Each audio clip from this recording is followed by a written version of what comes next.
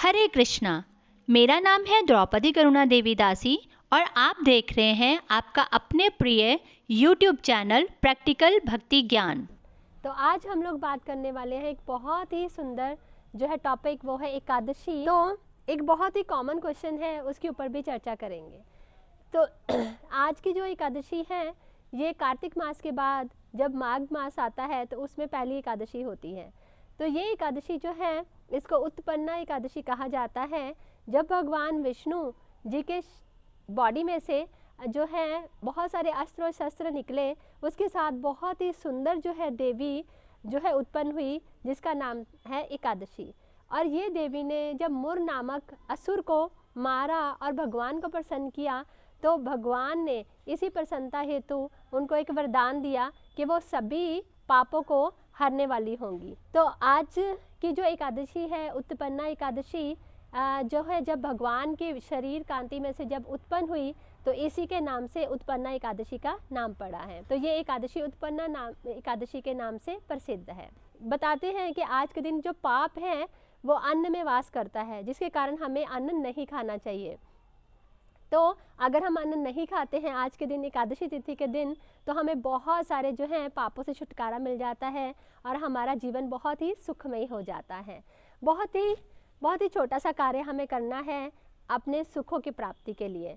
तो इसके बाद इसके साथ साथ हमारी हेल्थ भी ठीक रहती है और स्पिरिचुअल लाइफ भी अच्छी बन जाती है, साथ के साथ पापों से भी छुटकारा मिल जाता है। तो आज हम लोग डिस्कस करेंगे एकादशी बहुत इम्पॉर्टेंट है। जब चैतन्य महाप्रभु इस धरा पर थे तो वो अपनी माता सच्ची को बोलते हैं कि आप जो है व्रत रखा कीजिए। तो एक बहुत ही सुंदर श्लोक है, मैं पढ़ के सुना रही हूँ। एक दिन मातर पदे करिया प्रणाम, प्रभु कहे माता मोरे देहे एक दान। माता बोले ताए दिब तुम आमगी बे, प्रभु बोले अन्न न खाई बे। तो आज के दिन महाप्रभु बोलते हैं कि कृपया तुम अगर मुझे प्रसन्न करना चाहती हो, अपनी माता सच्ची को बोलते हैं, तो व्रत रखा करो एकादशी का। तो माता भी तैयार हो जाती हैं और उसके बाद वो हमेशा जो है एकादशी का व्रत रखती हैं। तो शास्त्रों में वर्णन है कि नंद बाबा और यशोदा मैया भी व्रत रखते थे।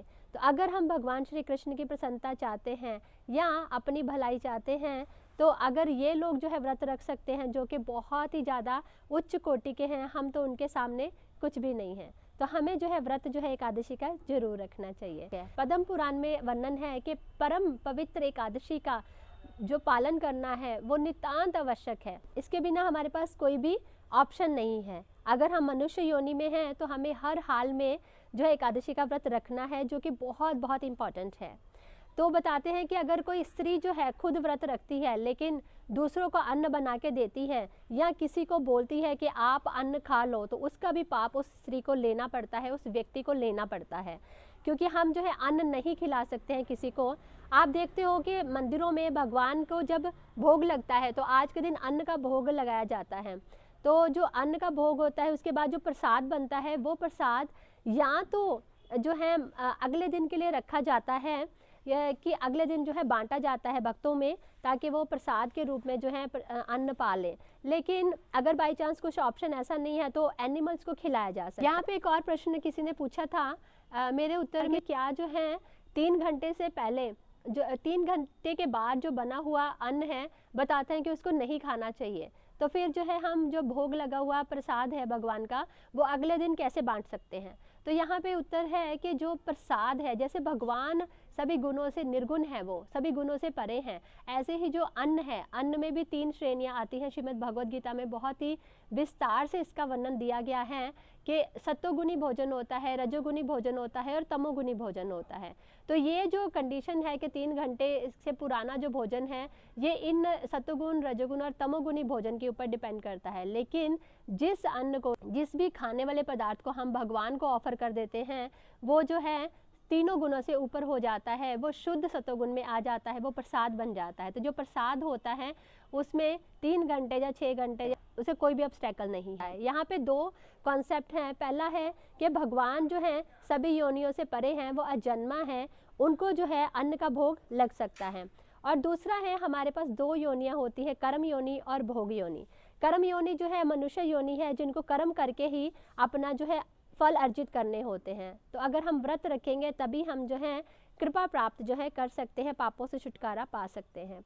ऑन दी अदर हैंड दूसरी साइड पे अगर हम देखते हैं, जो एनिमल्स हैं वो भोग योनियाँ होती हैं, उनको कोई भी फ़र्क नहीं पड़ता है। बहुत बार क्वेश्चन आता है कि क्या मैं तो व्रत रखती हूँ लेकिन मेरे फैमिली मेम्बर्स नहीं रखते हैं, क्या मैं गाय को वो रोटी खिला सकती हूँ जो हमारी पहला रोटी जो निकलती है वो गाय को खिलानी होती है, तो क्या एकादशी के दिन भी हम खिला सकते हैं? तो यहाँ पे पहली बात तो ये है कि आप बहुत सारा कुछ है, कुट्टू का आटा है, सामक राइस होते हैं हमारे पास, और साबूदाना होता है, आलू हैं, बहुत सारा कुछ है, शक्करकंदी है, सिंघाड़े हैं, दही है, दूध है। मेरे एक बहुत वीडियो है आप देख सकते हैं, उसमें मैंने पूरी डिटेल में बताया कि हमारे पास बहुत सारा कुछ होता है खाने के लिए, अगर कोई जो है भूख को बर्दाश्त नहीं कर सकता है। डिस्क्रिप्शन बॉक्स में उसका लिंक दे दिया है, वीडियो ज़रूर देखिएगा। अगर हम ये देखते हैं कि अगर इसके बिना भी फिर भी कोई जो है नहीं माने, तो जो है ये सारी चीज़ें जो हैं खिला सकते हैं। लेकिन अगर फिर भी बहुत ही मतलब दुर्भाग्यवश आपको खाना बनाना पड़ रहा है, तो हाँ, तो गाय और जो कुत्ता है या कोई भी चींटी है, किसी भी है, उनको हम अन्न खिलाया जा सकता है। यहाँ पे शिव जी जो हैं पद्म पुराण में पार्वती जी को कहते हैं कि अगर कोई स्त्री, अगर आप खुद अन्न खाते हो, अगर एकादशी के दिन आप किसी को अन्न ऑफर करने के लिए भी बोलते हो, या अन्न जो है खाने के लिए बोलते हो, या अन्न की तरफ संकेत भी करते हो, तो भी आपको उसका पाप लेना पड़ेगा। एकादशी के दिन अन्न खाने का अर्थ है ब्रह्म हत्या का पाप आपको लगेगा। अगर हम ब्रह्म हत्या कर देते हैं तो उसका जो है उपाय है, उसका जो है ऑप्शन है हमारे पास कि हम कैसे जो है उस पाप से बाहर निकल सकते हैं। लेकिन अगर बताया जाए कि एकादशी के दिन अन्न खाना है, तो उसका कोई भी जो है सोल्यूशन नहीं है। इसको हम किसी और वीडियो में डिस्कस करेंगे कि अन्न खाने से हमें क्या क्या पाप लगते हैं और क्या क्या हमें भोगना पड़ सकता है। तो अगर हमें भगवान श्री कृष्ण की कृपा प्राप्त करनी है तो एकादशी के दिन अन्न जो है हमें त्यागना पड़ेगा, और भगवान ज़्यादा से ज़्यादा जो है भगवान के नाम का जप करना है इस दिन, ताकि उनकी कृपा प्राप्त कर सके। अगर आपको मेरी वीडियोस पसंद आ रही हैं तो इनको अपनी फैमिली, फ्रेंड्स, रिलेटिव और न्यू डिवोटीज़ के साथ शेयर करना मत भूलिएगा, क्योंकि शेयर से ही केयर होती है। इससे आप भगवान के नाम का प्रचार भी करते हैं और आपका भाग्य भी उदय होता है। चैनल सब्सक्राइब कर बेल आइकन को दबाने से यह वीडियो खुद ब खुद आपके पास पहुंच जाएगी। आपका एक लाइक मुझे बहुत मोटिवेशन देता है, और आपके कमेंट से मुझे आपकी चॉइस के टॉपिक्स पर वीडियो बनाने का सौभाग्य भी मिलता है। Thank you so much. Hare Krishna.